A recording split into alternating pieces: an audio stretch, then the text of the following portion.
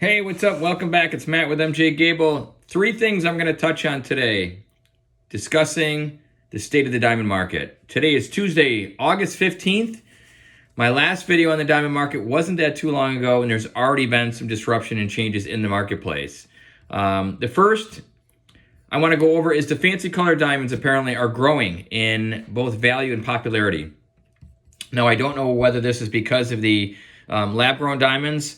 There's a lot of lab-grown diamonds that can be HPHT or go through the color process and be treated for color. So it'll be interesting to see where that market's going. But I'm wondering if the market's switching to the colored stones because they're rarer and they are more expensive depending on your color combination.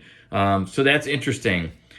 The second thing I wanted to cover is that flawed diamonds are natural. Flawed diamonds are seeing a downturn. So anything in like the SI1, SI2, low color grades, those are decreasing faster than VVS, DEF color natural stones. And I haven't dug into that enough to understand why that's the case when most of the lab-grown diamonds are colorless and high clarity stones, and they're competing with these diamonds. I think it's because the people who are shopping for an SI1, SI2, like HI color, can now afford to get into a lab-grown diamond that's going to be colorless, larger carat size, and better clarity. So that's interesting as well. The third point, now I will emphasize this on the third point. I have not verified this yet. There's speculation, and there's also some people that have published this, but I've not verified it, so I'm not necessarily saying that this is true. But there's a report stating that the loose lab-grown diamonds are now 50% of the U.S. loose diamond sales over the naturals.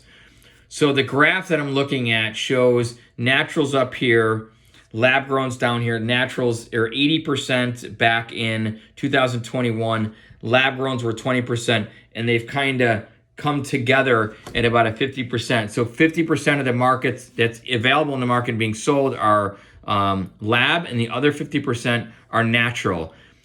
That's a very short period of time, considering in 2021 they were at 20% of sales, and naturals were at 80% of sales. 2022, they went into about 35%, and that's what naturals dipped down to. So now it's 50-50. Now, I can say from my own personal experience here at MJ Gabel and what we're seeing, I think a couple months ago I had mentioned 1 out of every 3. It was about 30% at the beginning of the year. I would definitely have to say, I think I did another video and I said that we've spiked probably to like almost half of our clientele is now asking for lab grown, or at least interested in looking at pricing of lab grown. So I don't know how legit this study is. Like I said, I haven't cross-checked it, and I also haven't debunked it or fact-checked it yet. So take that with a grain of salt. But we may not quite be at 50%, but I have a feeling we're heading there if that's not the case. The lab-grown diamond market is strong. We've sold in the last couple of weeks many more lab-grown diamonds than we have natural diamonds because the price points are just unbelievable. So, and the trend of the diamond market, we're still decreasing as far as the natural stones. They are still dropping a little bit. Trading is very slow. The auction services that we offer, we're still offering them, but that the numbers are not excellent. They are down.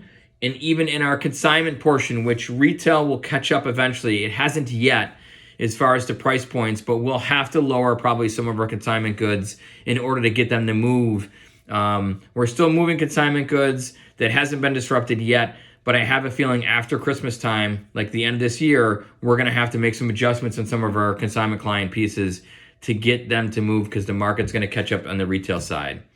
So that's all I've got for you this Tuesday, August 15th, is the state of the diamond market. As always, guys, thanks for watching. Do me a favor, like the video, subscribe if you haven't already, and comment below. I'd like to hear you guys' comments.